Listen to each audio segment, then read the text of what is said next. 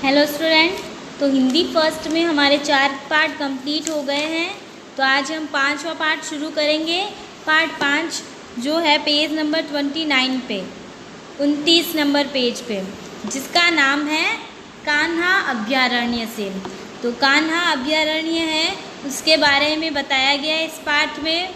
तो अभयारण्य क्या होता है कि जहाँ पर बहुत सारे पशु पक्षी होते हैं जो अपनी एक खूबसूरत दुनिया बसाते हैं वहाँ पे, और लोग उनको वहाँ पर देखने जाते हैं, है ना। तो अभयारण्य का क्या होता है, ऐसा स्थान होता है जहाँ पशु पक्षी जो होते हैं वो खुले रूप में घूमते हैं, मतलब उनको पिंजरों में बंद करके नहीं रखा जाता है, उस जगह पर वो आराम से घूमते हैं। तो चलिए देखते हैं इसके पहले कठिन शब्दार्थ। पहला है अभयारण्य। अभयारण्य क्या होता है, ऐसा स्थान जहाँ पशु पक्षी खुले रूप में घूमते हैं। फिर है मनोहारी, मतलब बहुत सुंदर। प्राचीन काल, पुराना समय। निर्भय, निडर।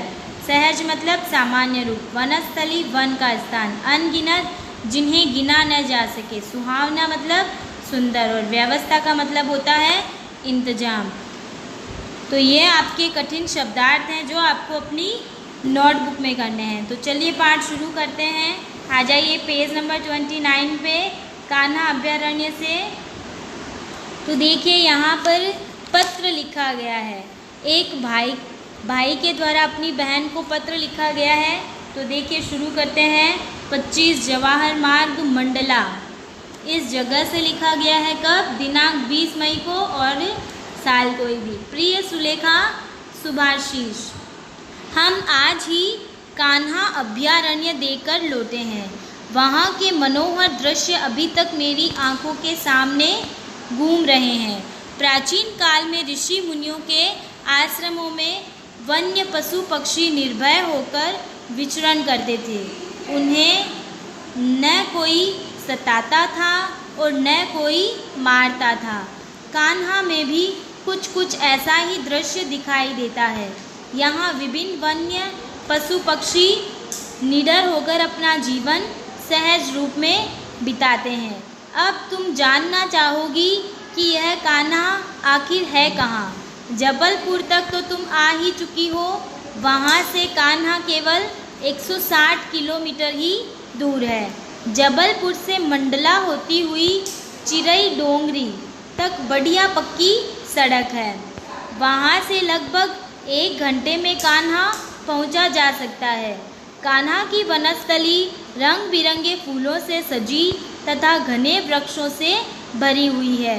इसने मेरा मन मोह लिया है। यहाँ सागवान, साल, तेंदू, केर, पलाश आदि के अनगिनत पेड़ हैं। यहाँ पूरे साल हरियाली बनी रहती है। यह पूरी वनस्थली 950 वर्ग किलोमीटर में फैली हुई है। इसे कांटेदार तारों से घेरा गया है। तो देखिए लेखक बता रहे हैं कि पहले के ज़माने में जो जीव जंतु थे वो आराम से निडर होकर घूमते थे। ऋषि मुनियों के समय के टाइम में उन्हें कोई परेशान नहीं करता था, कोई ना सताता था ना मारता था। तो वो कहते हैं कि कान्हा अभयारण्य में भी बिल्कुल ऐसा ही दृश्य है। वहाँ सभी जीव जंतु आराम से घूमते हैं, उन्हें कोई वहाँ परेशान नहीं करता। वो कहते हैं कि तुम जबलपुर तक तो आई गई हो। जबलपुर से कान्हा कितना दूर है? 160 किलोमीटर दूर है। तो जबलपुर से वो कहता है कि मंडला से होती हुई चिरई डोंगरी तक बढ़िया सड़क है, तो वहाँ से 1 घंटे में कान्हा पहुँचा जा सकता है। जो कान्हा की वनस्थली के बारे में बताया कि बहुत सारे रंग बिरंगे फूल हैं, घने घने वृक्ष हैं, और यहाँ पर बहुत तरह के अनगिनत पेड़ हैं, और पूरे साल यहाँ पर क्या है, हरियाली रहती है। यह जो पूरी वनस्थली है, कान्हा अभयारण्य जो है वो क्या है, कितने वर्ग किलोमीटर में फैला है? 950, 950 वर्ग किलोमीटर में फैला है। ठीक है। और फिर उस पूरी ज़मीन को क्या किया गया है? कांटेदार तार से घेरा गया है। आगे देखते हैं। यहाँ ठहरने का बहुत अच्छा प्रबंध है। प्रवेश द्वार पर ही एक डाक बंगला है। कान्हा में प्रवेश के लिए हमने मंडला के वन विभाग से पास बनवा लिए थे। यहाँ वन्य पशुओं की शोभा देखते ही बनती है। कहीं हवा की गति से भागने वाले चंचल हिरणों का झुंड दिखाई दे जाता है, तो कहीं कहीं 12 सिंगा दिखाई देते हैं। छोटे छोटे सींगों वाली नील गाय देखकर मन प्रसन्न हो गया। तालाब की ओर रीछ भी दिखाई दिए।